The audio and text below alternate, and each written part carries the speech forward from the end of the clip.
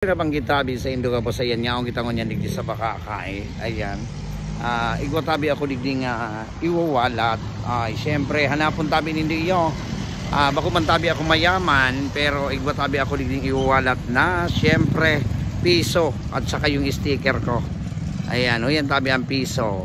Iwawalat ko tabi digdi buda ang sticker ko ano. Pag nakuha tabi nindo, ayan sa mga followers na diyan digdi sa bakakay. Hanapon tabi ni Dirigdi sa anong ini sa I Love Bakakay. Ayaon ko sana tabi diyan itatago.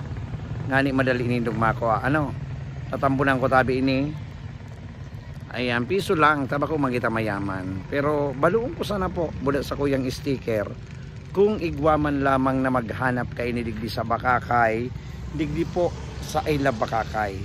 Ngunya na banggi. Kaya ano pa tabi ang igahalat nindo?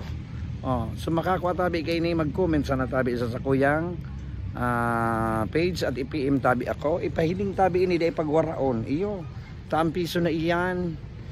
Iyan po ay magiging swerte nindo. Ilag sana tabi sa wallet. Iyo, ilag sana tabi sa wallet ang aning igwa perming kwarta ang sa indong ano, ang sa indong wallet. Iyo po. Ayan, kaya ano pang igahalat tabi nindo? Ayan, magdigdi na tabi ka mo sa hampang tabi ini kang munisipyo. Tapos may I Love Bakakay na nakalaag. Ayan ha. Diyan ko lang tabi yan itatago.